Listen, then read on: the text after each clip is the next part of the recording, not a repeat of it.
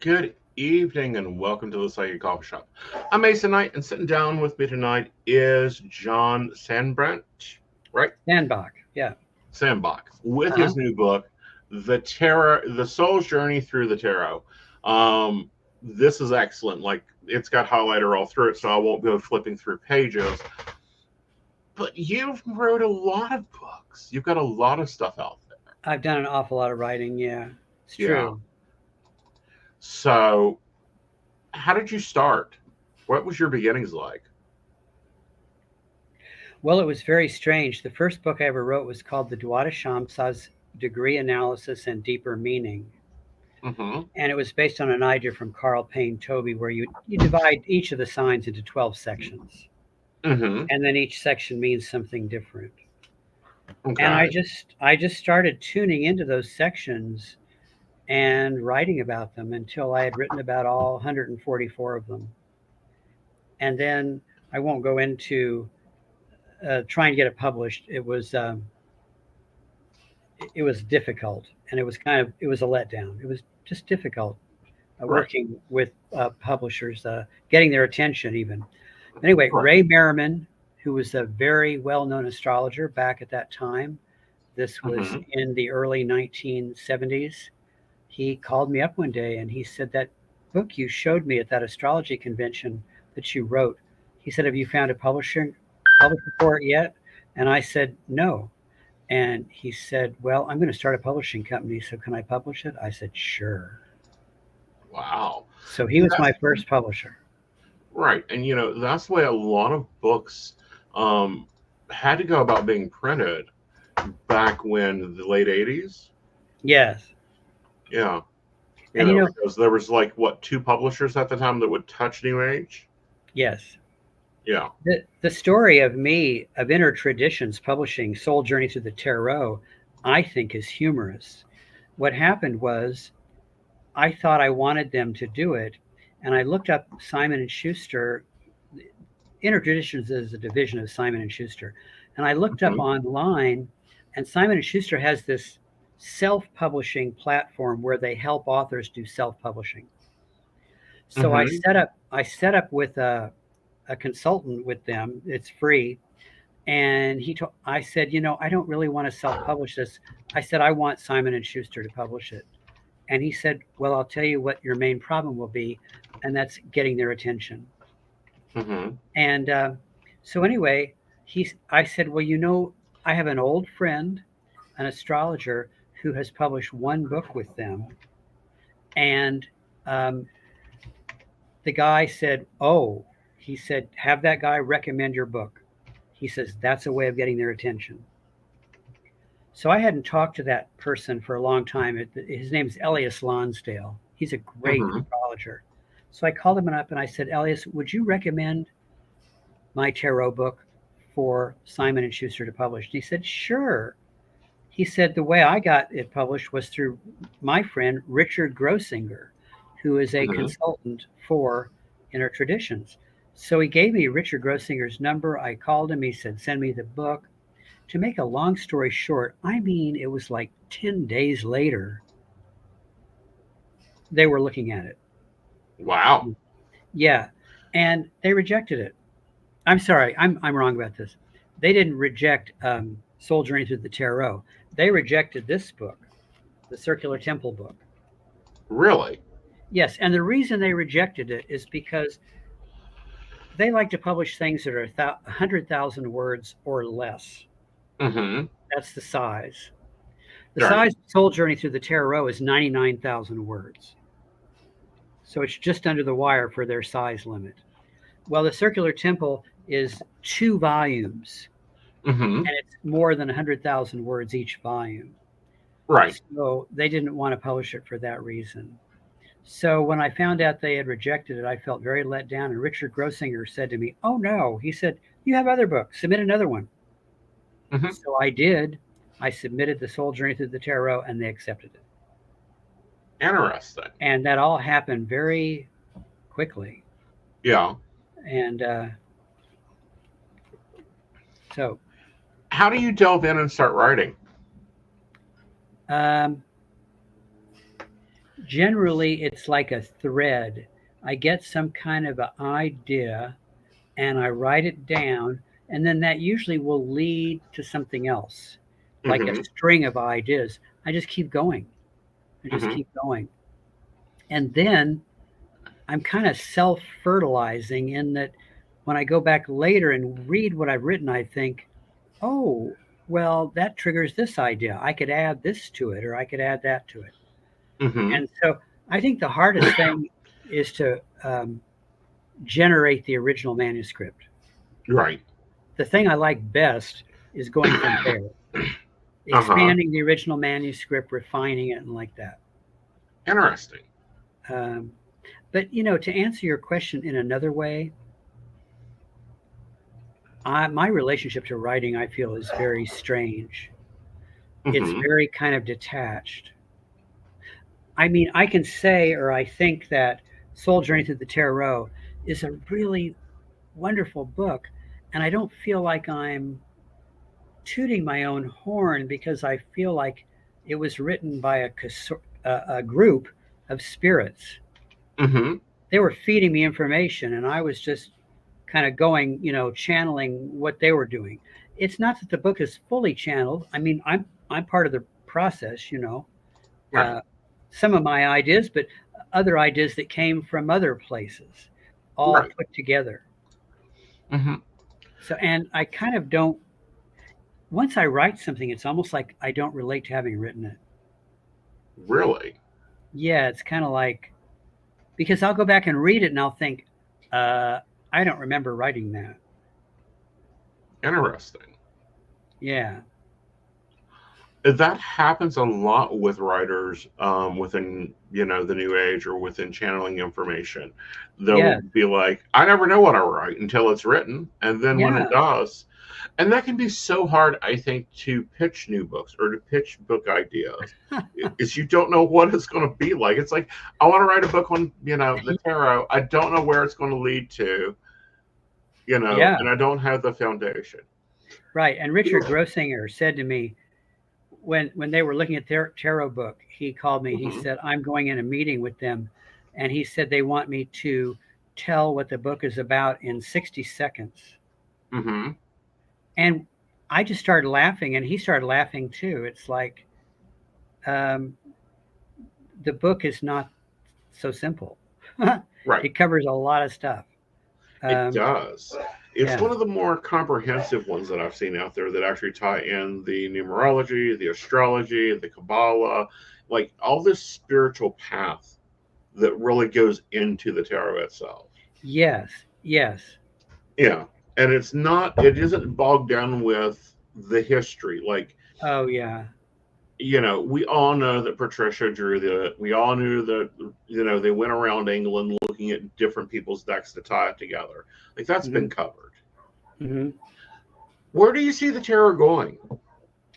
Oh, well, one major thing I see happening with it is it becoming more and more a vehicle for therapeutics, Hmm. healing, Hmm. healing people's psyches, Right. and healing them vibrationally too. I'm Interesting. hoping that that's the direction that it's moving. Yeah, because I've seen it, a number of therapists use it in their therapy. Like they either start or finish the reading with the cards, well, finish the session with the cards. Yes. Yeah. And I've been so very attached to astrology. I got Hmm. into astrology way before I ever got into the tarot. Hmm. And the first book I ever read on the tarot, which I still is my really favorite book on the tarot, is The Sacred Tarot by C.C. Zane, who Uh-huh. founded the Church of Light out in California. Yeah. Zane done a lot of good work with that. Oh yeah. Yeah, So let's dance over to your astrology work. You were Okay. talking about your first book being on the degrees within astrology. Yeah, on the Dwada Shamsas. Yes. Yes. Yeah. How is that different when it comes to readings? How is it different? Yeah. Uh, well, it takes some imagination on the part of the astrologer, in that what's happening is, let's say if your sun is in Aries, like yours is, Hmm. it might be in the section of Aries that's sub-ruled by Gemini. Really? And Say so, sixth, you know, the sun being at the sixth position, Aries, 26 degrees. okay, if it's 26 Aries, Uh it's huh. going to be, well, 25 to 27 and a half is Hmm. the next to the last one. Aries starts with Scorpio. So that'd be the Virgo section of Aries, which is interesting because that's where your moon is. Yeah, that's right Yeah, on so top of my moon. it would be the Virgo section of Aries. And frankly, Aeson, you know what? I don't use Dwadashamsas. Okay. And it's not and I wrote a book on it and I don't use it. Yeah. And the reason I don't use it is not because I don't think it works. I mean, it does work.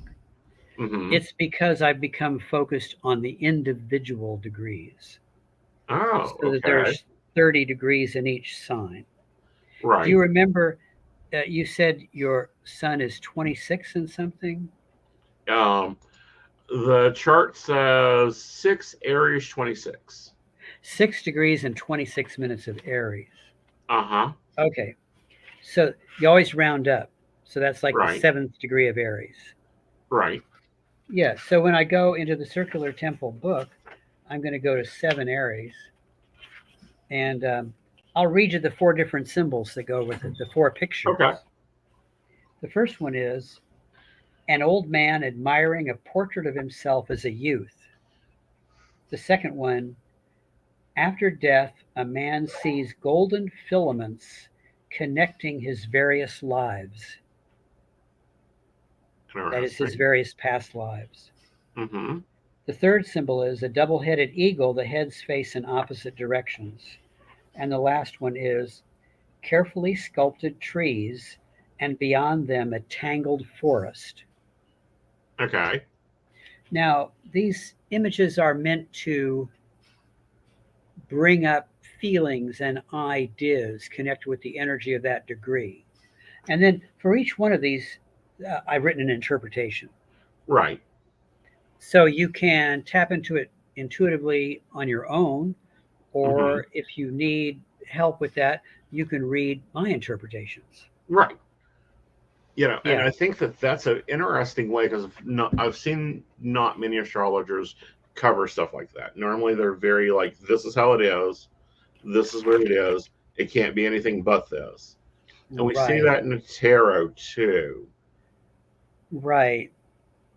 I think there's a whole psychology behind that, where when people go to a counselor, they want to feel like that person knows what they're talking about. Mm-hmm. So then, if that person comes up with information that's very kind of cut and dried and definite, Uh huh. it it's almost like it's meant to instill confidence in the person receiving it. Right. Um, I think um, my readings are a lot more open than that. They Well, have I an think they openness. are.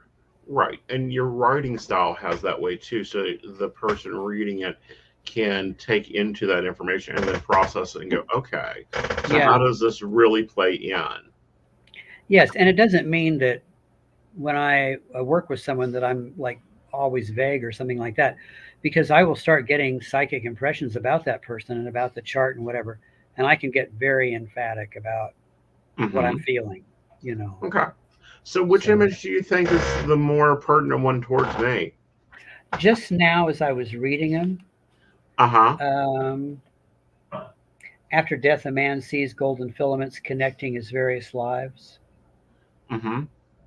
And what I've written about that symbol is you sense the sublime reality of your spiritual self. You deeply recognize and understand all sorts of subtle and complex connections and realize that all of them serve the purpose of evolution.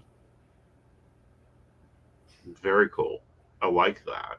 Yeah, so I would think you have a kind of a golden perceptiveness, Hmm. and you probably feel many, many connections between things. I would think probably more than you can even express because they come to you so fast that maybe, and there's so many of them that Hmm.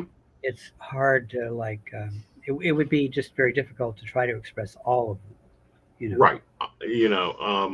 And that's kind of why I use the tarot in my readings, is so that I can focus at the stream that we're going on. Yes. Yeah, very much so. So, you know, with the soul's journey through the tarot, you take it through different views, like the court cards. Like, guys, this is not just okay, here's the Six of Swords. The card helps you see clear about your goals and, move on to your, what position. This is actually a workbook in a way, from my viewpoint. Yes, yes, and it was meant to be that way. You know, this book was originally it was a correspondence course. Really? Yeah, back in the days before the internet, and it was advertised as a correspondence course in the National Enquirer. Okay. And then Okay. all the lessons of it were put together in book form. Wow. And the biggest criticism of it when it was first published under the title The Golden Cycle, a Text on the Tarot, the biggest criticism was that it was kind of awkward to try to find things in it, like it wasn't well laid out or structured. And I think that's true.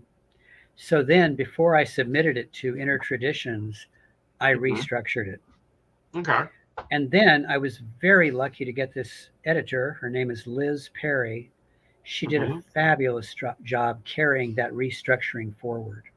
Hmm. She made the organization even finer and Right. really brought the book to life through all that she did in Yeah. connection with it. And you know, this was a weird writing project for me because I'm used to just like writing a book, Right. whereas this was like rehabbing an old house. It was published in 1976, and Right. then now today it's 2023. That's like 50 years ago this book was first written, Right. and so rewriting it was like renovating and rehabbing an old house. Did you find it harder? Yeah. Yeah. Um, There were things I because wrote that I didn't agree with anymore. right, and that came from your own understanding. But also, did you find like some of your examples would not fit anymore? Oh Because I yeah, find that a sure. lot with like some of my tarot references when I in my tarot course that I teach is like the Parent Trap is now a classic. Like nobody, like when I first wrote the interpretation, that was the hottest movie then, and now it's like the what? I have to go look Oh that yeah, movie right. up. That kind of thing happens. Yeah, so it's good to keep updating. Yeah, and then and we were talking pre-show about how astrology itself has changed since you Oh began doing my. astrology. Yeah. Tell them how you used to start working a chart. How I used to start working a chart, Yeah, like back in the 70s. I'd have a formula. I studied the book The Essentials of Astrological Analysis by Mark Edmund Jones. And Okay. he had a routine he followed. And so Hmm. I wrote out his routine, and I did that because it bolstered my self-confidence. Hmm. I feel like if I was following that routine, I was grounded. I had some things tangible to kind of work with. Right. Uh, Nowadays, I just feel very confident to just dive into a chart. If it's like a big pool, and Hmm. just swim down and look around and see what's there and move Hmm. around at will, you know. Yeah. What? But now you also use software. like most Yes, astrologers. I do. Yeah, I use Sirius, Oh, Sirius. mm-hmm. Yeah. I use same company. I use Kepler. Yeah, Kepler's great. Yeah, I like Kepler. It's great for producing what I need from it. Yes, and I What? like the head of Kepler. He's such a nice person. He's a fine Yeah, person. he is. Um, but now, and I think that now people like they think when they look at astrology that it's just their horoscope, and it's like, oh no, there's a Yeah, whole different right, world there. right. And when you look at all the ways that people progress a chart Mm-hmm. and solar returns and stuff Uh like huh. that, one thing that I got turned on to recently was what's called sun moon angle returns. Okay. And what that is when you were born, the sun and moon were a certain distance apart. Right. Well, every month, that same distance between the sun and moon happens. Okay. And if you do a chart for that, it functions like a lunar return. In other words, it's a renewal of a cycle. Mm-hmm.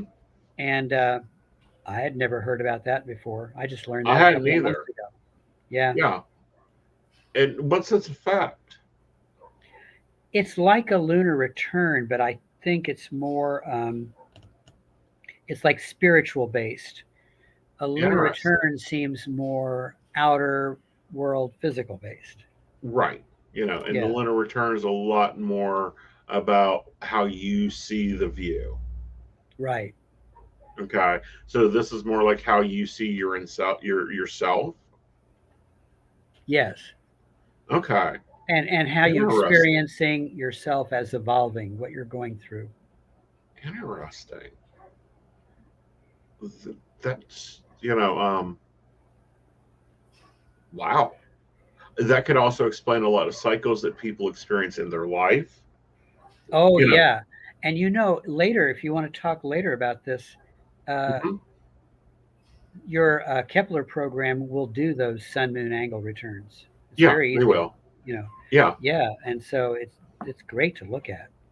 I will take a deeper look into that because it'll do that. It'll do that. It'll do the progressive. Um, but you know, and that's one of the things that people don't get is you've been going on. You've started in the 70s. I Right. started in the 90s, but we are still digging. Oh yeah. You're learning Dutch astrology right now. Yeah. How's that different from Western astrology? No, wait. You said what kind of astrology? You're learning Dutch? Oh, haha. You ever heard of what's called a lunar equivalent declination chart? No, that's new. Well, you know how planets, like the zodiac, is all about going east and west. That's what it Right, does. But right. there's also the planets can also go above the ecliptic line and below. So Low. they can have a northern Hmm. latitude and a southern latitude. Right. And most astrologers really don't even work with that very much. Mm-mm. Or if they do, the way they do is they look at what's called parallels Hmm. in a chart or contra parallels. Right. Well, there's a method by which you can expand those declinations out to create a whole different and new chart. And once again, in your Kepler program, Uh it's huh. programmed for that. Wow. And I have a friend in Wales named Paul Swan, who is Uh a huh. wonderful astrologer. And he turned me on to those. And it Hmm. just blew my mind because it's like those charts are, they show things that the other chart doesn't show. I mean, Yeah, I don't think they're not better or worse. They're just different. It's they're like opening a different. door into a whole different realm. Right. Well, Paul has gotten to the point where that's all he's doing now is working with those charts. Right. And I think they're great. And well, so the Dutch Interesting. astrologers use those. And then the Dutch astrologers use this thing called the black moon. Now, that's not black moon Lilith, that's something else. This Right. is what they call the black moon. and it's the point where the sun gets farthest from Earth, Mm-hmm. and it's around 14 of Cancer, and it moves very, very slow. It's kind of like Interesting. galactic center moves slow, and so they Mm-hmm. use that point, and then they use the squares to the nodes. They make a big deal out of that, and all these Mm-hmm. different things. And when I talk to Paul, I feel like he's put one of those blender things in my ear and done and turned it on, and my brain's just like, whoa, Whoa. Yeah. I can't. And it's wonderful, but it's like, and it's very mind opening. But so many people, they want something that's more simple and manageable. Right. And none of metaphysics is. Ultimately, I totally agree with you. Yeah. I mean, none of metaphysics is. You But take this. Go I for it. do I do like one thing that the Kabbalah says, and I don't know who said it. One of those, Mm-hmm. uh, rabbis who had reached enlightenment said he was talking to some student, and the student was saying, "Oh, but all this stuff you're teaching me, it's so complicated, and there's so much to it, and there's so many levels and layers and all this stuff, and I just can't take it Mm-hmm. all in." And the rabbi said, "Well, you can always just go back to the basic simplicity of it all. And what that is God is love." Mm-hmm. He says that covers all your bases. He says, really, if you really get into that one, he says that's all you need to know. Mm-hmm. I think that's great. I think that's fabulous. Now, let's talk about the Kabbalah for a little bit. Okay. Because, correct me if I'm wrong, but doesn't the Kabbalah have like a specific, like you should be at least in your 40s before you study Kabbalah? That's what they say. Yeah. Of course, I make Yeah. joke about that. Okay. I can look at you and say, well, he's probably around 67,000 years old. I think he's ready. Yeah.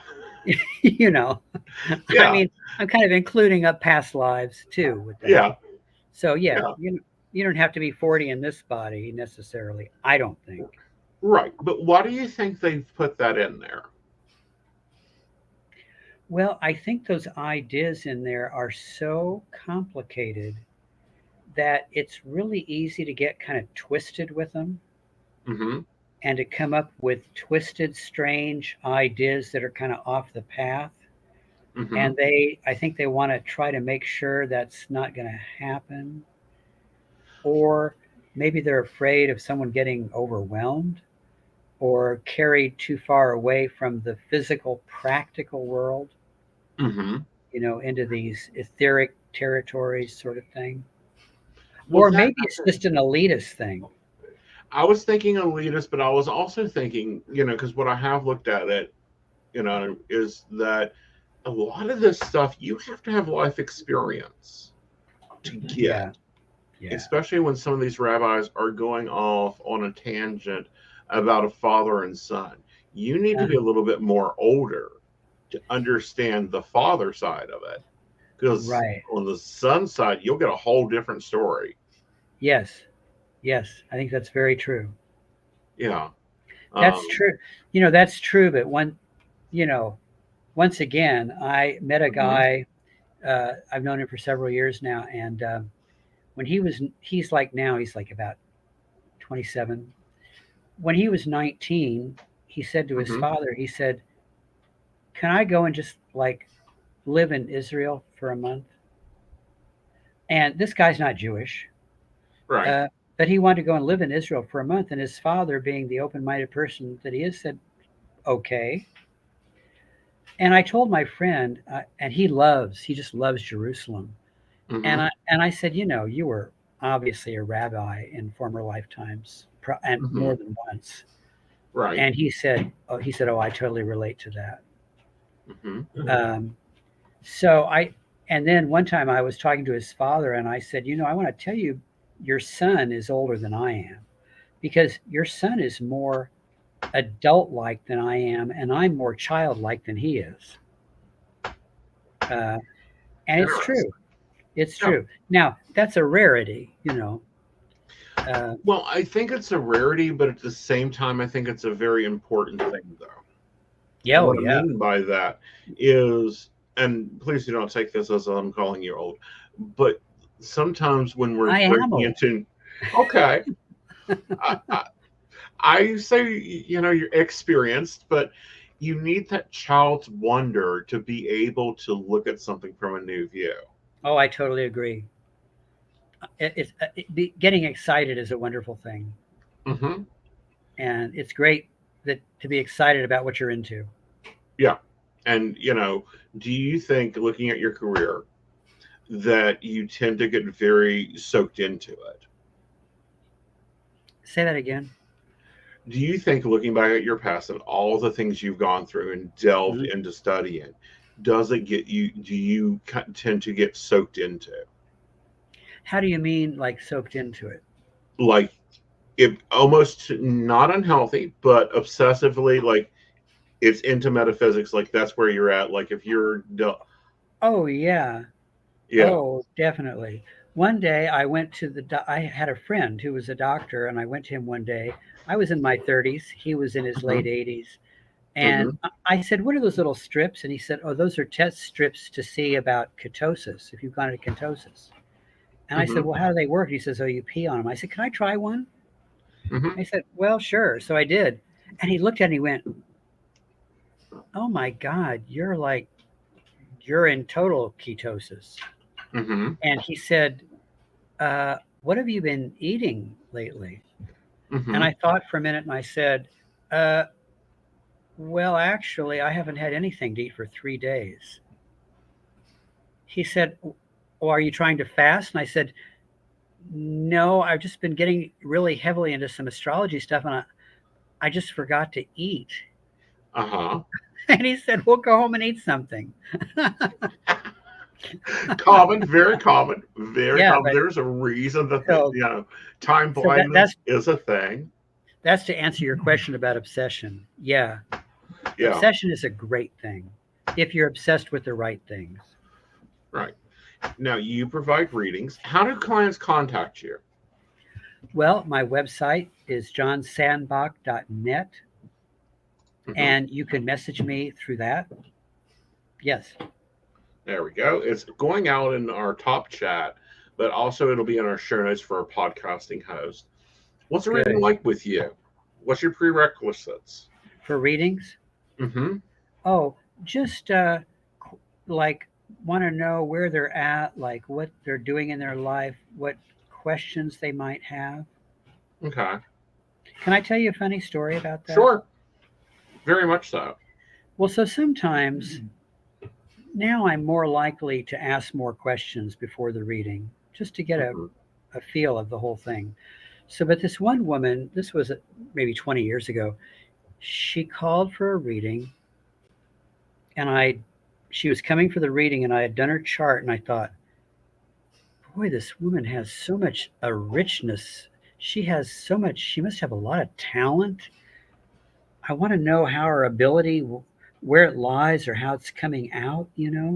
She's Hmm. just like has this wealth of stuff. It's just wonderful, and she just looks like such an interesting person. So Hmm. she came for the reading, and she walked in, and she was very, very attractive and Hmm. wearing very beautiful clothes. And she sat down, and I said, "Well, how can I help you?" And she said, "Really?" She says, "I only have one question."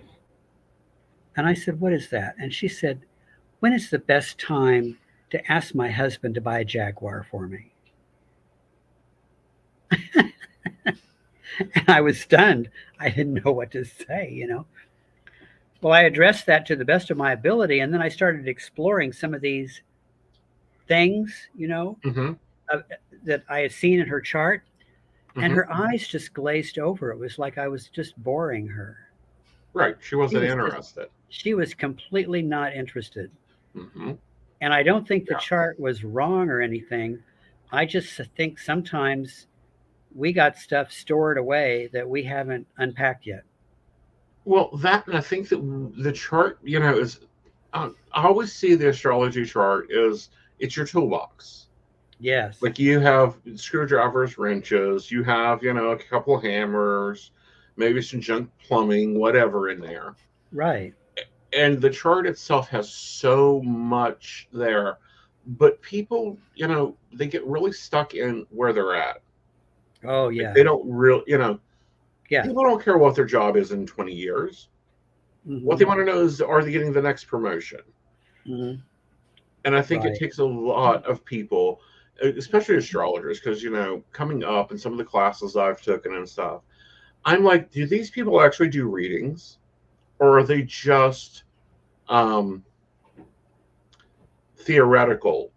Like they just do the philosophy side of it. They don't actually do the readings, Right. you know, because they're talking about, well, when you're looking at someone's life path chart, you want to make sure to look at this point and this point and these points, because this is what their soul contract is, all this other marketing gibberish. So it's like Um, their reading is kind of floating out there and it's unattached to the person or right. something. To the person, to the thing, to anything that's going on in their lives. And then you get into the business of reading, like doing readings. And it's like people care about when to ask the husband for a Jaguar, when they're getting their promotion, what's their next boyfriend look like. They don't Hmm. care that, the boyfriend is coming in 6 weeks, but, he's not really important when we look at it on a larger scale because he's going to be gone in a year. Exactly. Yeah. Yeah. Yeah. I've even Yeah. had situations where someone called up for a relationship chart, and Uh I'll huh. say, "Well, I can't get you in for maybe a couple of weeks," and so then they'll call me a couple of days before the reading. Oh, that's okay. I'm going to cancel the reading. We broke up. You Well, it's know, good you didn't invest into the chart. right? Right. Yeah. Yeah. So, what's your advice for the young ones coming up? The young astrologers. Yeah, the new astrologers out there that, doesn't know what a thesaurus is yet or an ephemeral. I think studying Kabbalah is a good thing, but Hmm.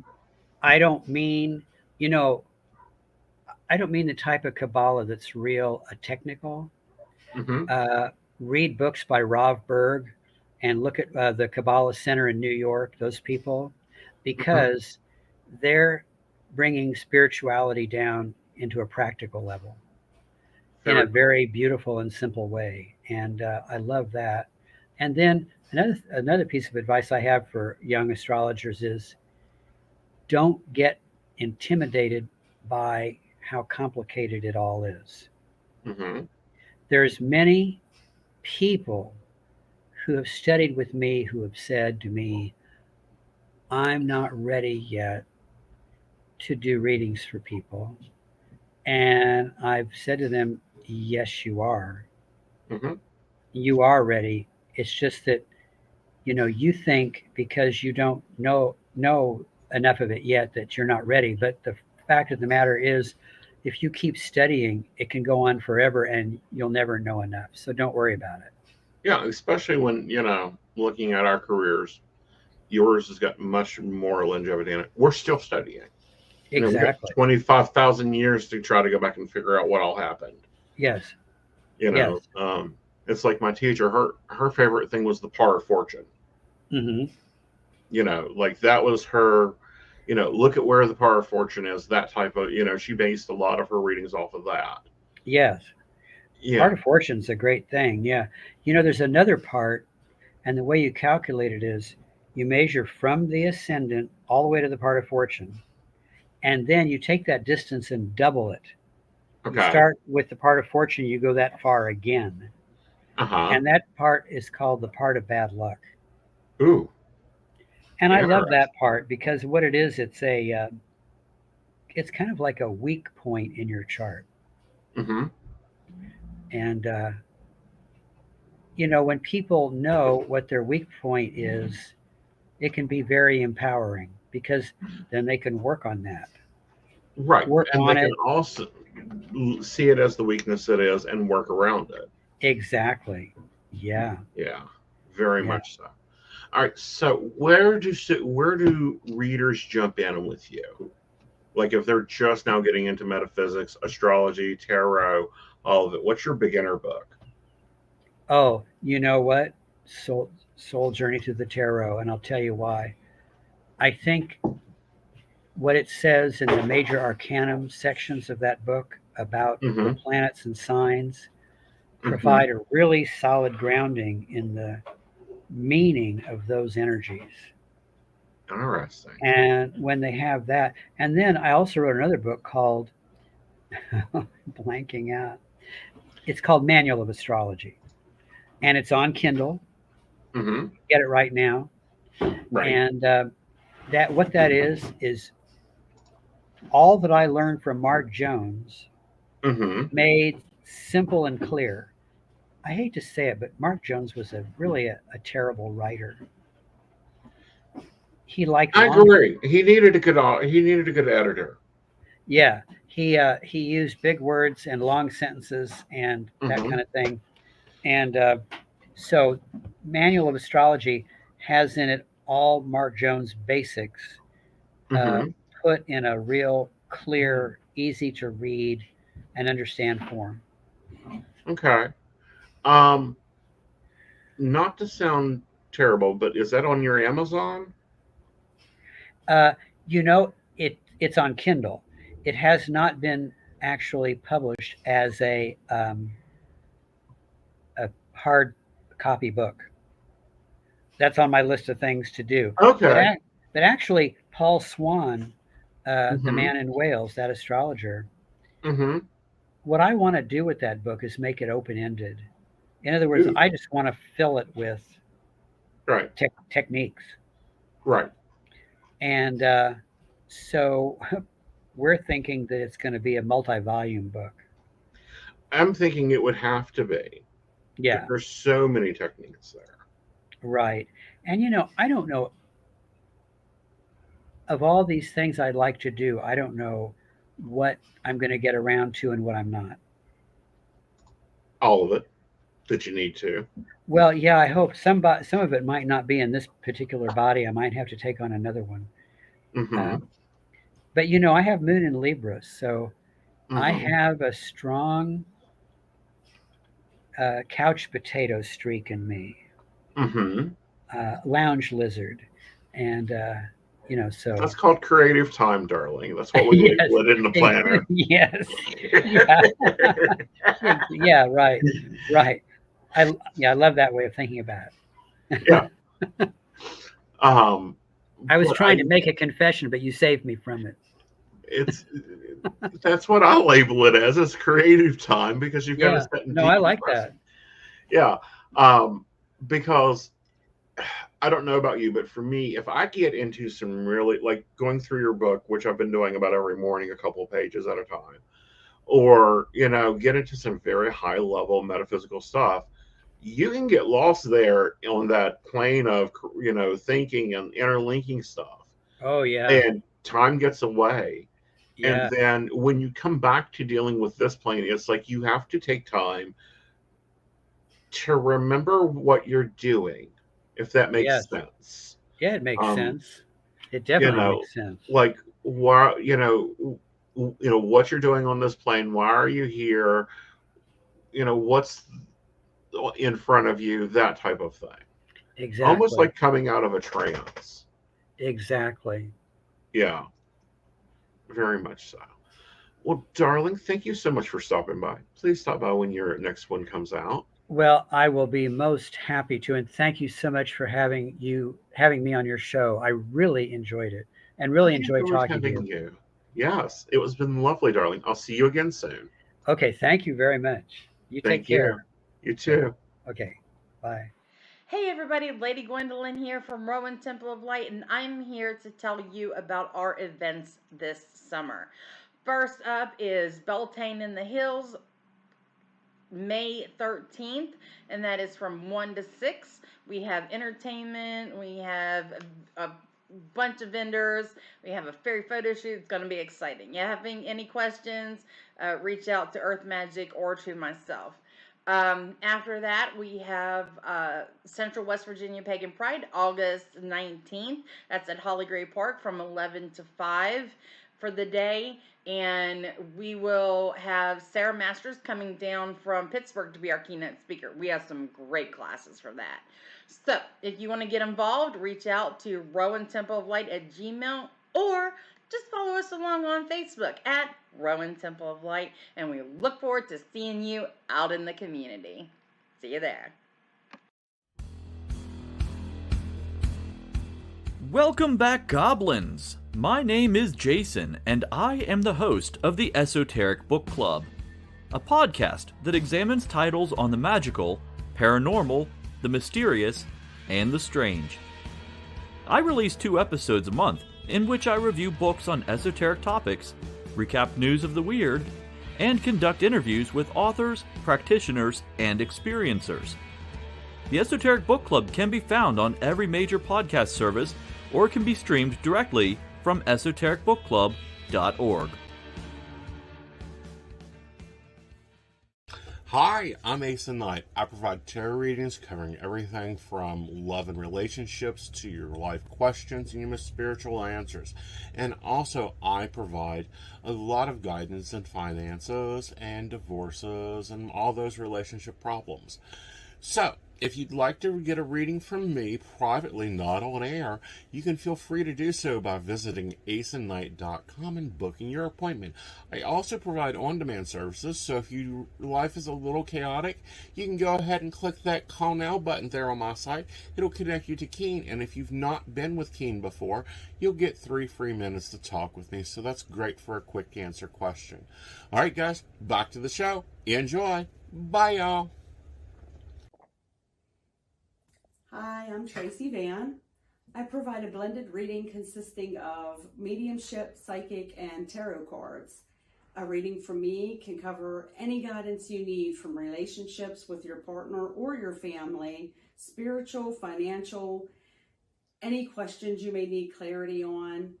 If you would like to book an appointment with me, check out my website, tracyvann.com. That's TracyVann.com. I have bookings from 15 to 60 minutes you may choose from. That helps if you just have a quick question, need an answer, or if you're looking for a reading in more depth. I'm here to provide the guidance and clarity for you. Let's just figure it out. Bye. All right. Welcome, darling. How are you? I'm doing good. How are you this evening? Good, good. You know, we started playing this evening in the new intro. Did you like? I didn't get in time. I was putting up leftovers. That's okay. I'll have to go back and catch it. Yeah. It's awesome. It's awesome. I'm so happy for the new intro. Yeah, it's a lot more calmer, a little bit more tonier, and then, you know, I had a great conversation with John. I'm going to have to go and dig into Kepler a little bit more than what we've been using it for. I feel like we've barely been scratching the surface about all it can do, and I've got to check into this dissemination going on there with the returns. That will be interesting. So I'll add that to my to-do list.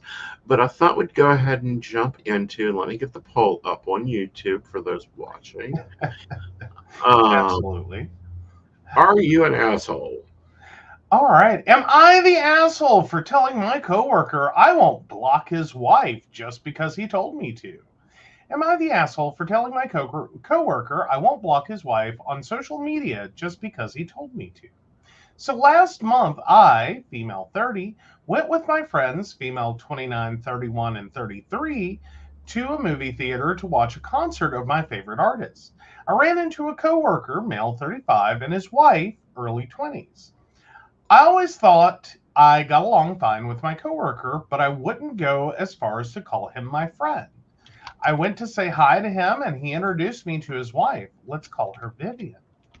Later, during the concert, keep in mind that while we have assigned seats in the theater, nobody was sitting. It was anarchy. I noticed Vivian was alone, so I approached her and asked her about my coworker, and she said he left because he was bored. I felt kind of bad for her, so I told her if she wanted, she could join our group. She ended up spending the rest of the concert with us, After the theater, we all went to have dinner. We bonded with Vivian over our love for the artist, and by the end of the night, we all ended up adding her on social media.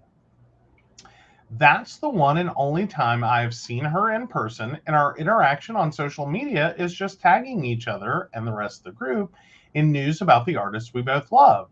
This Sunday, she posted pictures of a batch of cookies she was making. I commented they looked delicious, and she sent me a private message saying she actually made a lot of cookies. She said she could send me some with my coworker if I wanted. I saw nothing wrong with this, so I accepted. Well, my coworker gave me the cookies yesterday, and he said that until Vivian gave him the cookies for me, he didn't know we had kept in touch, but he didn't like it. So I need to block her now and never speak to her again. This caught me by surprise. While we have never been friends, we have always been polite to each other, and I can't think of a reason why he would want me to block his wife. I don't have a reputation of being problematic or anything like that in the office. I don't keep up with the office gossip in case he is worried I'm going to tell her what he is up to, in case he is worried I'm going to steal your girlfriend. I'm not a home wrecker, and I'm straight anyway. Anyway, I was too surprised to actually give him a good reply, so I just told him he doesn't get to tell me what to do, that I'm not going to block someone just because he told me to, that if he has a problem, he can discuss this with his wife. Now, I'm second guessing if this was the right thing to do. Maybe I was too harsh and could have talked about it with him. Maybe I'm creating unnecessary drama. Am I the asshole? Edit. I told my friends in the group chat, Vivian's not in the group chat, just Facebook and Instagram, and they all agreed this is a red flag. We are creating a Discord to talk to her. I don't think she has blocked me yet, since today she sent me a message asking me what I thought about the cookies. Not the asshole. I'm more so trying, as much as OP is, trying and struggling with, like, what is this dude's problem? I think his problem is very simple. He's afraid that work life and home life will collide. Well, I mean, I can somewhat understand that. Right. I mean, maybe this is what you get for abandoning your wife at a concert, is, Exactly. She made new friends. Unfortunately, Right. to be someone you work with. Right. I don't think it has to be a big deal. Right. I mean, but I still don't even understand why you would just be like, nope. Right. Y'all aren't allowed to be friends. Right. And why you would approach your coworker first. Right. Like, that's weird.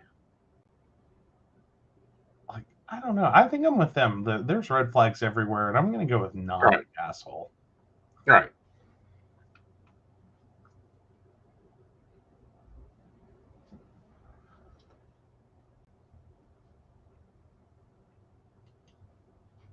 Okay. Yeah. My rule is he's an asshole, and you don't even know what else is going on there, because this is apparently a May to October relationship. Well, there's a big age difference. Well, I mean, there's a fairly decent age difference there. It looks like at least a decade. At least. Yeah. But at the same time, I mean, I don't necessarily judge relationships on age. Right. Per se, but yeah, this is sounding really controlling. Right. And not just of his wife. Right. But of, like, everyone. Right. Like, he didn't seem to have a real problem just being like, yeah, block my wife and never speak to her again. Okay, so yeah. Vivian is apparently maybe 19 to 23, like college girl, drinking age years 20 is 18. Still, I agree the age gap is creepy. He was born before the Berlin Wall fell, and she was born after Legendary Blondie came out. Legally Blonde came out. Wow. Like, that's an age gap. you know. I was still though. I mean, it's probably it seems bigger. The gap always Right. seems bigger when you're younger. Mm-hmm. Like that, because I can't say much. I was 19 dating a 38-year-old. I don't want to hear So it. I don't want to hear it. Like, you haven't even touched my age gap. I enjoy being someone's prince. That's not what we're talking about here. But no, a lot of people get really, like, and it's easy to get your hackles up over that because there is kind of this Mm-hmm. like default idea, and sometimes it's true, Mm-hmm. that sometimes age is just a number and the relationship. And sometimes it is a situation where, like, an insecure but domineering, Mm-hmm. controlling, person dates younger Mm-hmm. for that control. That basically, like, you just got done with you just left your parents. You're still primed and ready to be, dominated and told what to do. In my relationship, let me tell you, that didn't go over well. In mine, it did not attempt. even happen. I was the one that was more the adult. Yeah. Someone made the comment where you must be out at the clubs all night and he must be all worried. It's like, no, I have to drag him home from the club. No, like, the one that got me, and just digging into that relationship real quick, and it was ultimately the death knell, though it took me 4 attempts to figure it out, was a comment. And by the way, this is the ex that made the rule of X's are X's for a reason. Yes. Again, it took me 4 attempts to learn, but I got the lesson. Right. If at first you don't succeed. But no, there was this whole moment where he looked at me and was like, I would buy you a Mercedes if you'd quit college and just basically become a stay-at-home and, iron my shirts and like blah, blah, blah. And I felt my rage building. I know where he messed up in this conversation. Iron my shirts. No, that wasn't the best. He messed up starting the conversation. Like, the Mercedes was a nice dangle. Don't get me wrong. Like, he knew me well enough to know that dangling a Mercedes in front of me was probably like the best offer he was going to put on this. Right. But all I could hear as he said that was, become your mother. And I'm like, oh, hell no. Yeah. Like, because I look back a little bit on my mom's life, and I recognize the fact that she kind of got roped into a relationship, and didn't get the education she could have gotten. She didn't get the opportunity she could have had. She was kind of left in something of a professional career limbo. Like, it would have taken a lot for her to have left this relationship and become self-sufficient. There was going to be a big gap there.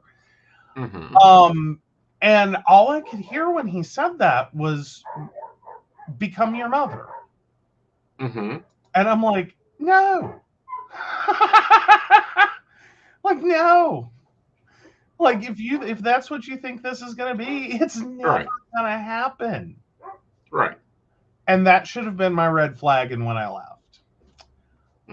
it was not. It took a few more events and things happening before it finally clicked with me. And I'll say my ex was not a horrible human being, but he had ideas that I didn't agree with. Right. And he was looking for something I ultimately was never going to provide. Which was this stay-at-home, stand by your man spouse. Mm-hmm. Right. And it was like, yeah, that's not me. Right. You know what I mean? Not in that like total like just devote your entire life to fluffing my pillow and ironing my shirts and cooking my meals, and you just don't worry your pretty little head about these things. Yeah.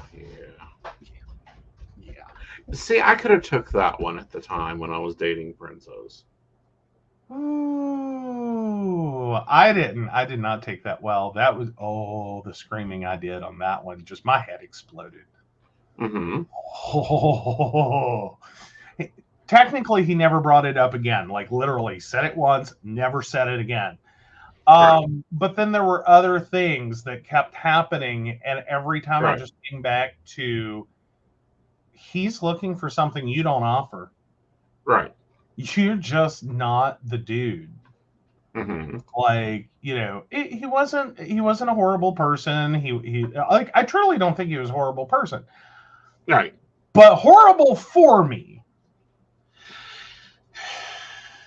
And I think that's a distinction we don't often make in relationships, is that like we look to try to cast people as horrible people to justify why, the relationship didn't work, why we're leaving, why we won't date them again, blah, blah, blah. And it's like, yeah, I think that becomes a really ugly game to play. Right. Some people are horrible human beings and run. Other people, it's like, you're horrible for me. Mm-hmm. Like, you are a drug that I cannot afford to drink. Or a poison. Mm-hmm. That if I choose to drink this, it's not going to go down well. Right. But that doesn't mean you're inherently a bad person. You're just looking for something, or needing something, or wanting and expecting whatever. I don't want to do that. Mm-mm. Not me. Nope. Sorry. Wrong door. Try a few doors down. Like, there's got to be someone interested. Mm-hmm. Good luck. But it's not me. Right. And it was a really hard thing for me in that situation to try to deal with this idea that, because, I mean, this is early 2000s.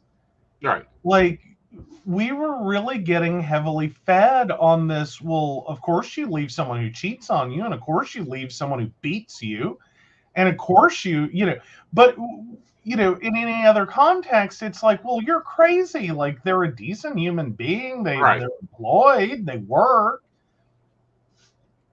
Right. What's your problem? Like, Miss can't be satisfied. You know what I mean? Like, there was still this mentality. Right. And it took me a while to really reconcile that, like, no, some people just no. Right. I don't hate him. I don't wish him ill. I don't have him in a jar in the freezer. You might, but I don't. For the record, no, he is not in a jar in the freezer. I don't have to worry about him. He is not a black hole. True. But no, I will say that's, if you want to talk about like the May December thing, that's sometimes part of this. Is that it's not that people are bad or horrible or nefarious or whatever. It's just, God, this doesn't work. Well, but I think it really depends on the person. Okay. I think it really depends on the person. I think it really depends on, because, my May December wasn't terrible. My May December actually, gave me the time to build this. Gave me the strength behind, if you can do X, which in 2 weeks, it'll be 18 years since I've done X in a night, then I'll let you quit your job and I'll back you. Oh, you're getting a job? Oh, it's going to be from home? Well, shit, we've got to go down to we need to go get you things. Oh, you hit $1,000 this month? Well, damn, I guess here's a catalog to Dell. Order the computer you really need. Yeah. Yeah. Like, no, and I think sometimes that's, and maybe that's where sometimes I have different opinions. Right. Because, oh God, talk about sentences in our relationship that you balked at. And I think took a little bit before you really understood what I meant was, I don't want you. I don't need you. And the first time I said that, she just looked at me like I'd slapped you across the face. Right. And it's like, no, you misunderstand. Right. I enjoy you and I enjoy our relationship, and like, I'm here. But Most of the time. Hey, I'm not a flippin' orchid or violet that if you take your sunshine away from me, I'm just going to shrivel up and die because I just don't know how to function without a man. Right. That I just don't know who to be anymore. My world will collapse. No. Like, no, I'm sorry. Borrowing a really bad line for this situation, men are like light bulbs. When one goes out, screw another one in.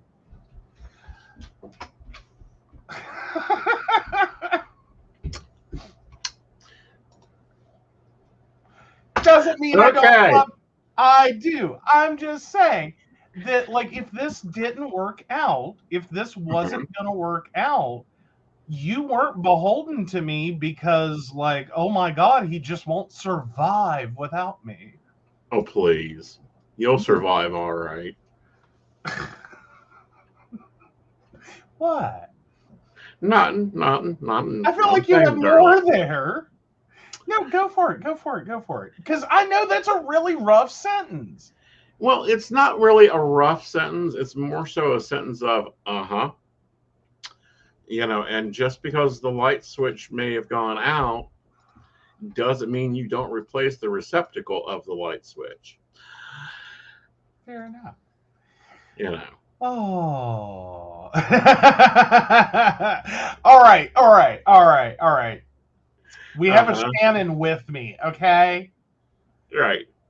Don't feel bad, Joe. The hubby had the same reaction from me, LOL. I don't need you. I choose to have you around. That means I'm not obligated to have you around. I assume the same about you. And that was ultimately, and has been, like, my guiding idea of relationships, is this is a choice. That it should be a mutual choice, not a dependency. Right. But, back to the question at hand, choosing your friends. I'm thinking at the time, how many friends of yours have I said, I think there's two, and both of them were black holes, and I didn't even say at the time. I just said, yeah, you continue that, and we're going to have issues. Yeah. Well, and I will say, I was already having the dawning realization that these were two different friendships that were spiraling out of control. Like, that wasn't an idea you put in my head or a decision you forced me to make.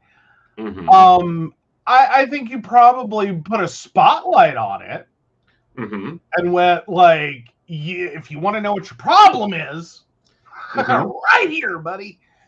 And I have appreciation for that. But it wasn't like, I hate all your friends. It's like, no, you do well with most. Yeah, with most. Like, most of your friends I've gotten along with, even the ones that we have a really different ideology with. Yeah, and you've had some moments where it's like, I like them, but I'm never going to their home again.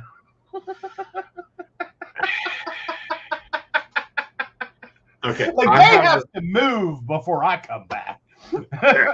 And they did. They got a wonderful home in a lovely subdevelopment with beautiful fireplace. Like, they upgraded lovely. And I have a reason to go to Texas now. Yeah, not Texas. Texas. No. Alabama. What What are you smoking? They moved to Texas. They did not. They did too. They did not. Like, do not tell me I F this up and they're in Alabama. I will be so flippin' mortified that I got that wrong. Oh, they did not. I swear to God, I read Texas.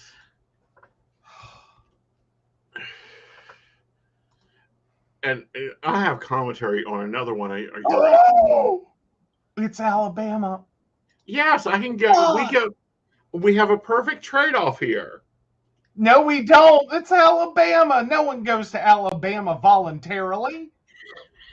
Yes, we do. I'm now technically a horrible friend because friends don't let friends move to Alabama. All right, hear me out. Hear me out. Oh, Lord. There is a lovely, lovely campground not 30 minutes away from them. I almost asked, what sexual destination is there in Alabama? Secondly, Mama Todd is another hour and a half in the other direction. Who? Mama Todd. Oh, yeah, fair enough. Ophelia. Okay. Shame, Joe, shame. I swear to God, I read Texas. Texas has been in my brain because I was already having my own issues of like, oh, sweet Jesus, she was struggling in South Carolina with the backwards mentalities and she moved her ass to Texas. No, like, Lord God knows. I would have asked her what planet has she lost her mind in and what salary are they paying? Well, see, now I was going the other direction where I was okay with Texas, but Alabama, oh, like it's the only state that manages to come in last behind West Virginia. Mm-hmm. It makes us look good. Mm-hmm. That scares the bejesus out of me. Oh, yeah, Shannon's like, oh, there's a swingers resort. Like, I have already pre-thought where you were sending me to be babysitted. Oh, goodness. I do not need a babysitter. Oh, yes, you do. Either that or I need to talk to Dr. Linger. What? The last visit to Little Russia was a little much.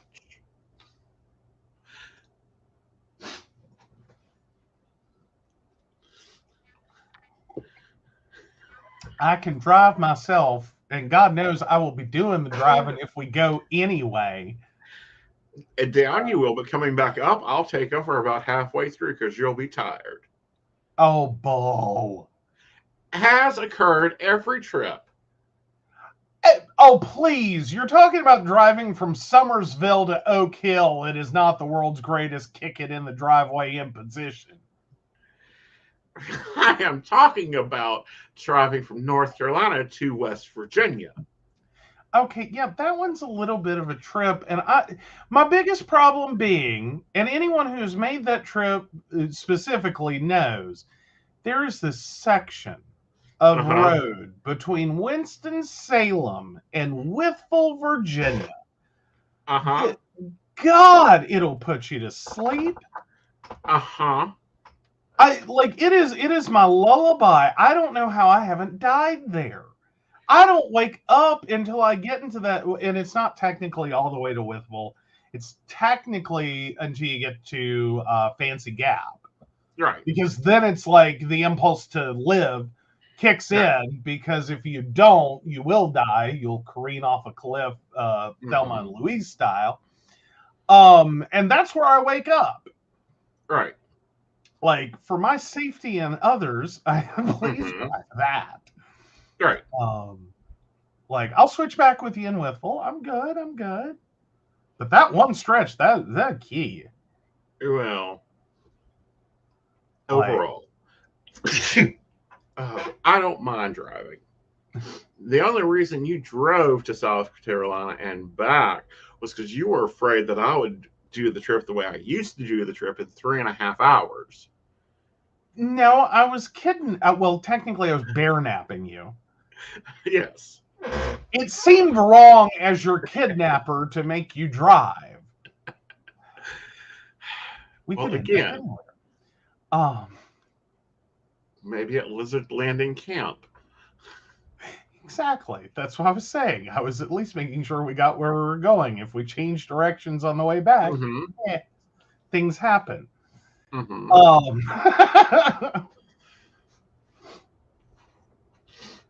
anywho. Right. Oh. And apparently Brenda's in the same boat. Uh-huh. X just looked at me when I said, I don't need you. I choose to love you and be with you. I think this makes a totally different dynamic in relationships, and I much prefer it, especially for myself. Maybe other people need, but to this desperation concept of any man, just lock on, or any relationship will do. Throw yourselves at someone and just, keep your head down. All right, so let's go over to relationship advice. The poll is up on the Aeson Knight YouTube. You can vote if he's the asshole this week or not.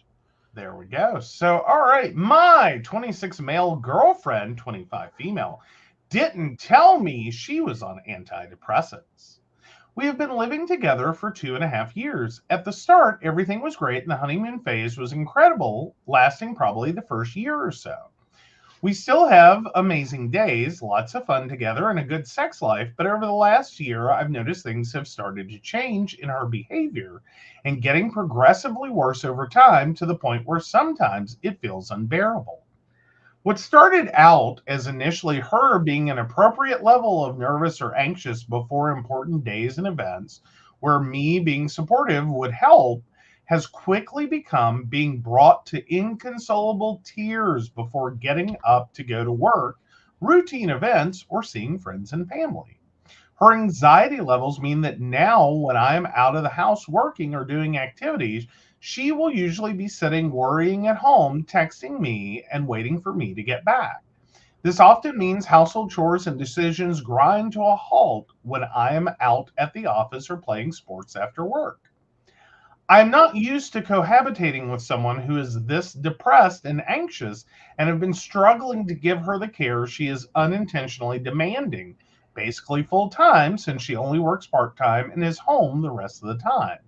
The increased stress from having to constantly put out emotional fires is burning me out and making me feel like a counselor or therapist. That, combined with having to pick up the majority of the household work and financial responsibilities, are putting a strain on the relationship. The more worrying fact for me is that last week she told me that she was on antidepressants when we met and stopped taking them shortly after. I never knew this before, and it has worried me because I know for a fact that if I knew this was how our relationship was going to look, I certainly would not have started it. I care about her so much, and I have been trying to urge her to seek help from therapy or counseling, but I'm afraid things might not get better, and I might somewhat be enabling her by trying to support her. Am I justified to feel afraid that she's only recently told me she quit her medication she was on towards the start of us moving in together without consulting her doctor, which I assume is a major factor in the deterioration of her condition and putting a load of strain on me in this relationship?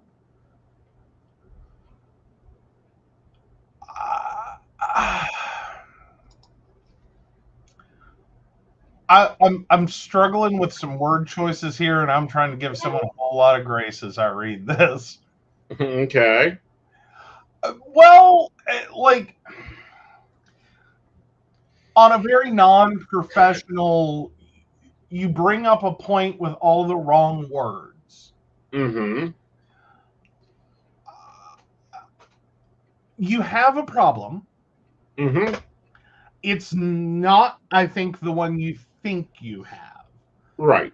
But fundamentally, where you're at is reasonably where you're at, no matter how you word it. Right. The fact that there's a lot of different ways to say some of the things that were said here, and on some of them, I'll say I think you've got the wrong end of the stick. But ultimately, you like OP's feeling bamboozled into a relationship with someone they didn't know had a mental health condition, right, and more importantly, did not know was on meds and then stopped the meds and now fundamentally refuses to seek treatment. Right. And ultimately, the relationship that they were presented with in the beginning isn't the relationship that they are in now. Right.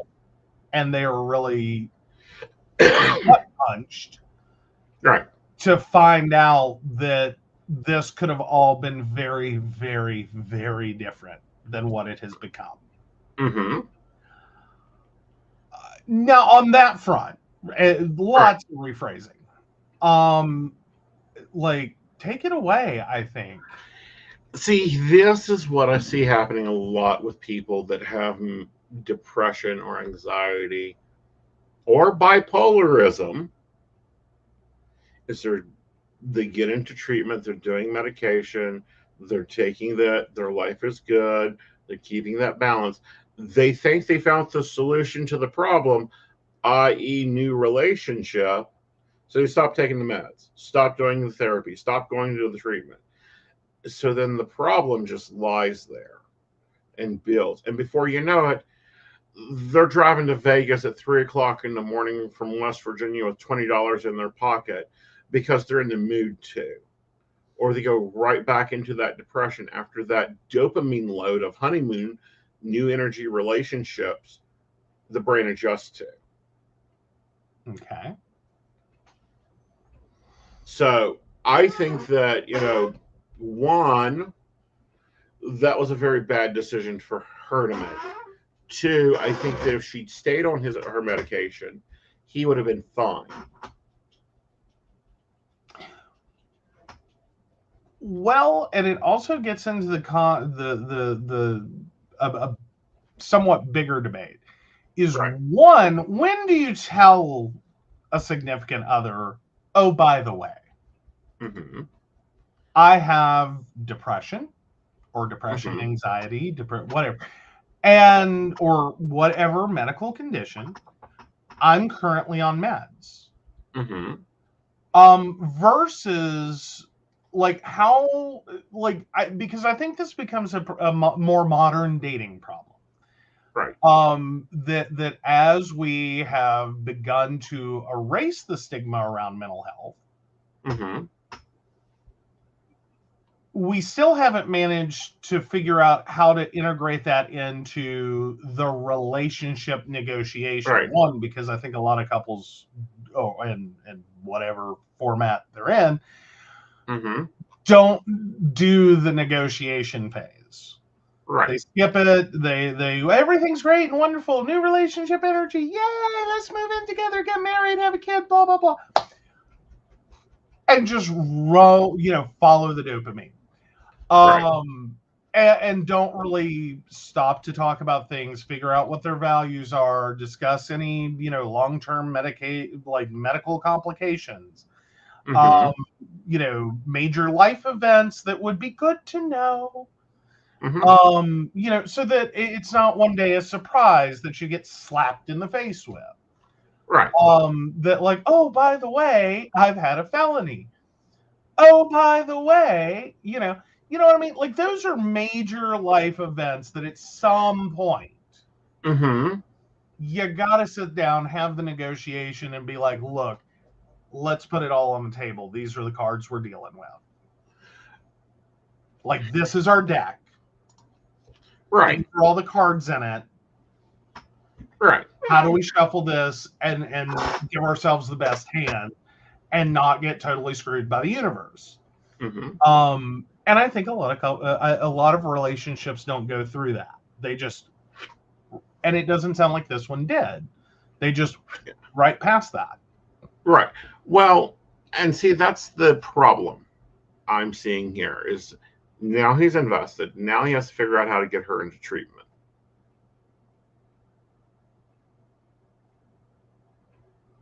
Do I think that he has a feel a right to be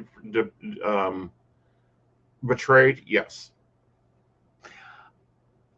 But I think the betrayal is of self. Like, I think he wants to put a lot of this on her.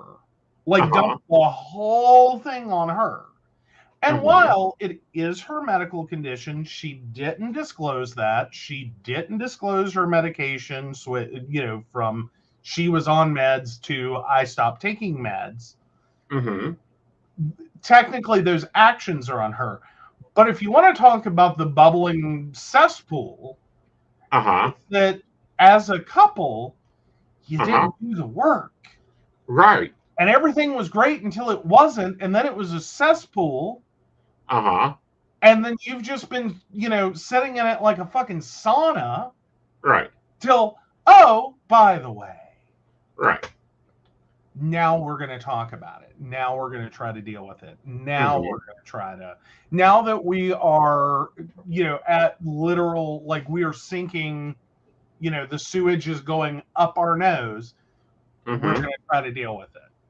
Right. And it's like, yeah, this is why it's important to have that conversation. Right. But also it's important when you're in dating to quickly take a look there and to quickly go, okay, so you were taking pills last weekend when you were over. You didn't have a cold then. Why are you not taking them now? Yeah. Well, but now I do think Shannon brings up a valid point.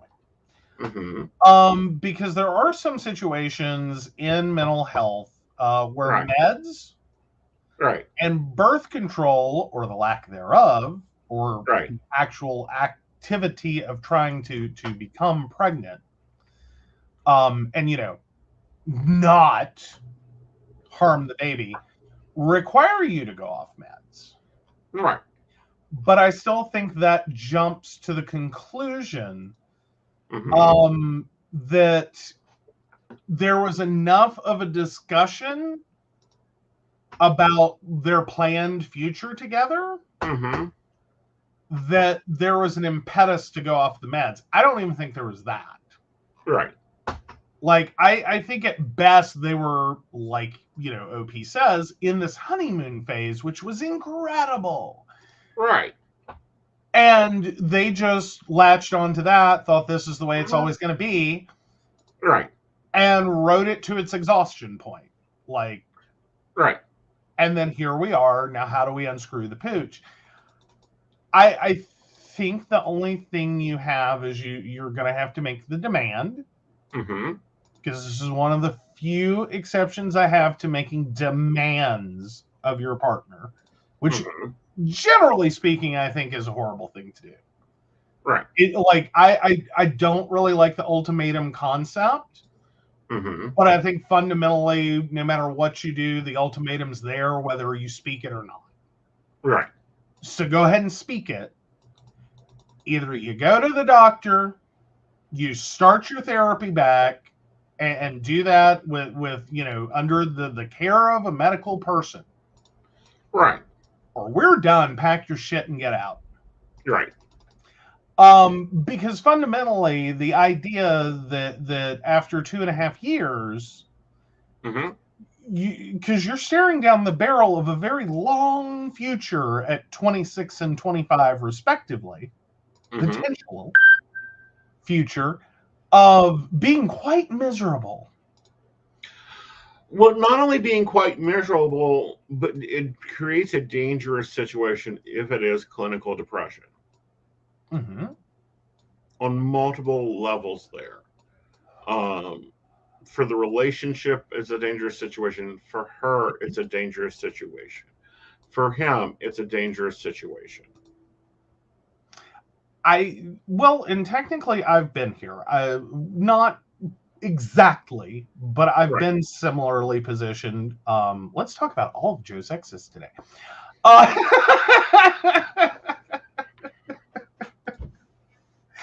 No, but I have had the experience of dating someone who was on medication for a condition, for a mental health condition.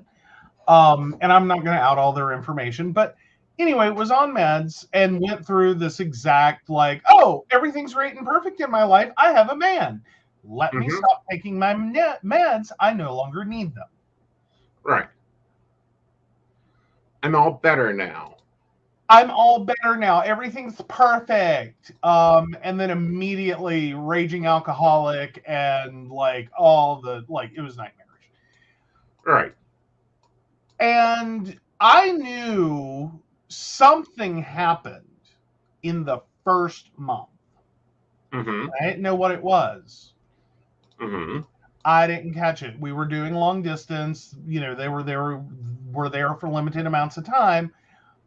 I didn't really make the connection of like medication bottles.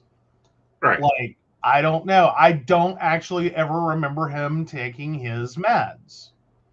Right. Like, I don't have a clear memory of that at any point in our relationship. But I can very clearly tell you when he stopped. Right. I know that night. And then I know that the about 2 weeks later, I don't know who the hell I was dating. Right. It wasn't the person I started dating. Right. And it was just this insanity. And it was like, I want out. Like, this isn't, nope, I don't like this relationship. No. This is not going well. Right. And I got cornered in the threat of their suicide. Because every time I tried to bring up, like, I'm done. I can't do this. This, and please be with me when I say these words with how I mean them. This is insane. Right. As in, I don't appreciate what my life has become. This doesn't make any sense to me. This isn't a mutually beneficial relationship. This is a hostage negotiation, and you're not willing to pick up the phone. Right. Like, you know what I mean? Like, that's where we were at. Is like, this is a wild ride, and you just need to sit down and shut up. It was my role. And so I knew about a month in, done. This isn't working. I don't like this relationship. We were together for 14 months.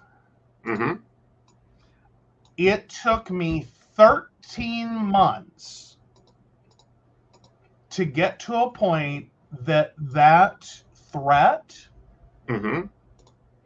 was lesser than my desire to no longer be in this relationship. Right. Because our last fight, they made the threat, and I said, do you need help? Like, do you need me to buy something? Because quite frankly, I don't care. Get out of my life. Right.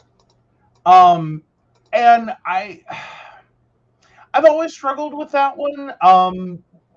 Like, there's a higher version of me that goes, well, I learned a lot. All right. You know, like, I learned a lot of things about myself in that 13-month span. A lot of things I wasn't quite comfortable with and had to talk about a lot. But I also still have this regret that I sat there for 13 months and didn't get it. Right. Until like I finally found out what the problem was somewhere around like 7 or 8 months. And I still like couldn't figure out how to take that and do anything with it. So I definitely feel for OP. I feel for you, dude. And I know that with my relationship, a large part of it was no, we didn't. We got together, we didn't talk about the things. And we just kind of shot into this fun, happy relationship. And this is going to be great. Yeah. And it very quickly was not. Right. And a lot of things occurred. And I really had to push some limits and boundaries of myself. Right. To get to a point where I had to save myself And like, if I can help you not die, like my ex, if I can help you not die, I'll try, but it's not going to be at the cost of me. Right. Like, I had to start making priorities. Right. And it's like, you're less than me in this moment. Right. Which is a really shitty thought to have about your partner. Side note. And it means things are really ugly when you start thinking and like you literally have to get it on paper to work it out in your brain that like I care about me more than you. Right.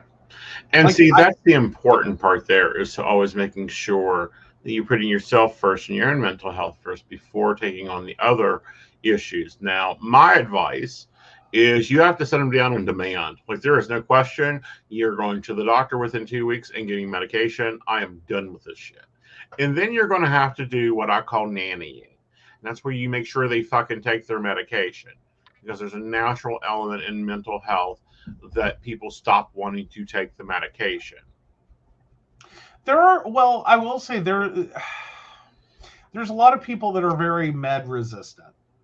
Mm-hmm. As in they have a resistance to taking their meds. They don't want to. Right. And that is sometimes part and parcel of the problem. Right. Is getting people to understand, like, you need this. Right.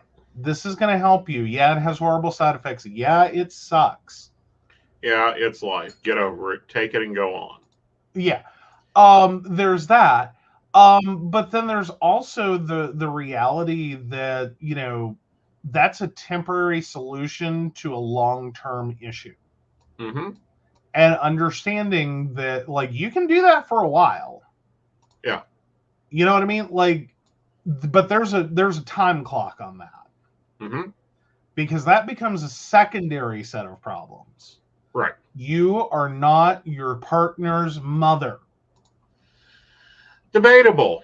Sometimes you have to be the mother. Sometimes you have to be the logical one that says you either take your meds or I'm out. Because I love you when you're on your meds, but when you're off your meds, you're a son of a bitch. That's a little different. I mean, like, there's an initial period where this is going to be a daily conversation. Mm-hmm.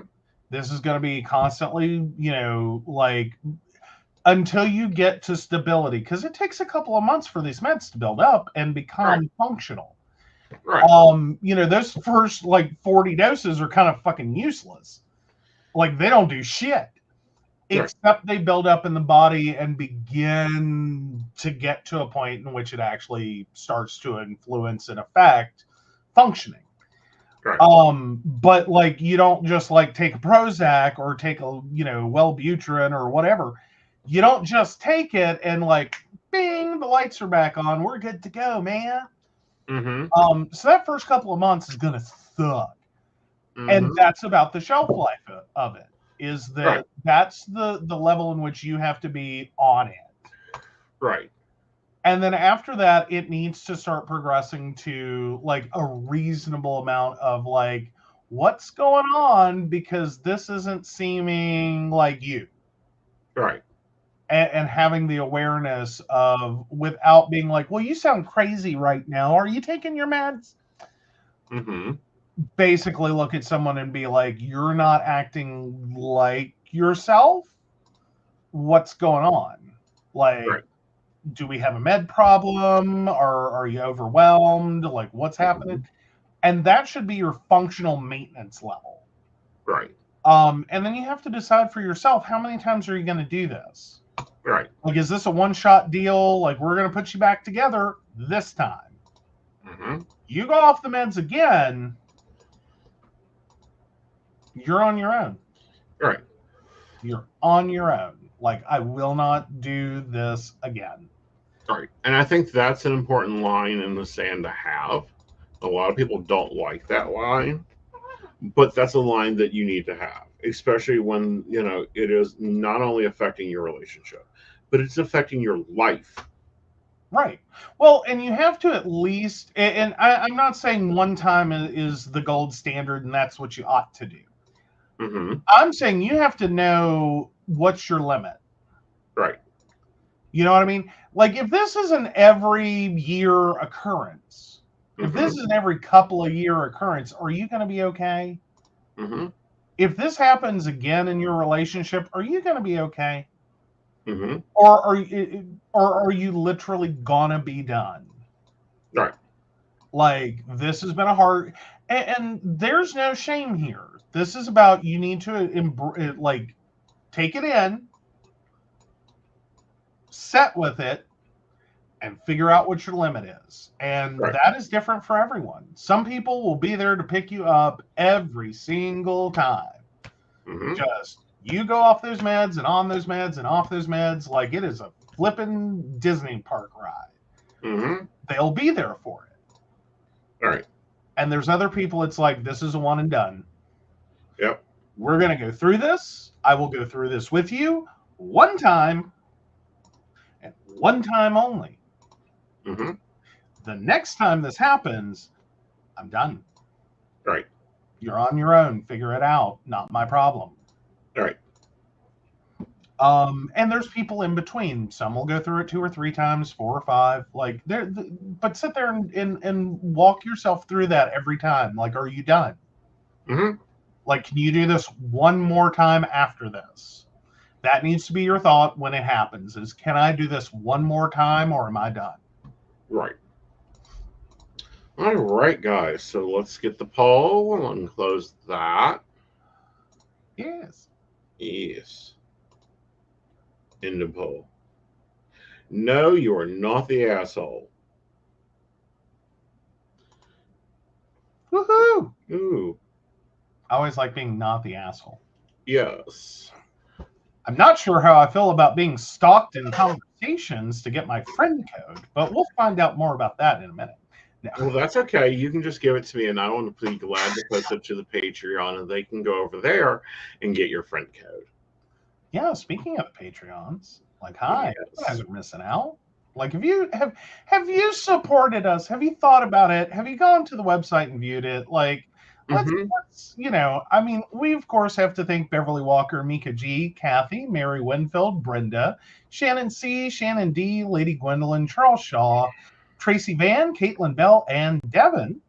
And if you would like to find out more about us or how you too can support the show and receive all the wonderful benefits our baristas receive, you can go over to pcsbnetwork.com. Like, hi, why aren't you there already? It's $1. We started $1. Mm-hmm. Like, come on, man. There's chocolate gravy recipe now. Yes, that has to be posted up, but it's headed that way. Well, fine, but it's like, it's coming. Yeah. Like, it's worth $1. Yes. It is worth $1. Yes, and joining the community that we've built and the Facebook group that we built and getting coffee memes all day to remind you to take in your necessary caffeine. Mm-hmm. And the fun conversations we end up having, guys. Yeah. Like, Joe is worth $1. All right, guys, we want to thank you for joining us tonight. It was really great to have John on. She said Aeson isn't that cheap. I am devastated. Yep. All right. I love it. It's hilarious. Yeah. But with that, take it away. With that, we will see you Thursday night for coffee and tea. Don't forget Cauldron readings with Lady Gwen tomorrow night. I think she's doing 8 p.m. too. I don't know. She does this morning thing sometimes. She does this evening thing. No, Look for the notification. She's back on her evenings. She's 8 okay. Yeah. Bring this name now. Hell, we all know he's expensive. Woo, I'm glad y'all know he's high maintenance. I thought I was going to have to tell some of you. Like, why do you think I'm out here asking for $1? I so have a vision of a shirt. Oh, I'm afraid. Talk about it in the break room. That way we get people to spend the $1. Well, no. I'll talk about it to you so you can get the damn design going. Well, that too, but we'll talk about it in the break room. You have a reason to spend $1. Find out before it's a product. Yeah, we'll talk about it on the station meeting later this month. All right, guys. I will see you Thursday with Lady Gwen on Coffee and Tea. You guys have a great evening. We'll see you later. Bye. Bye.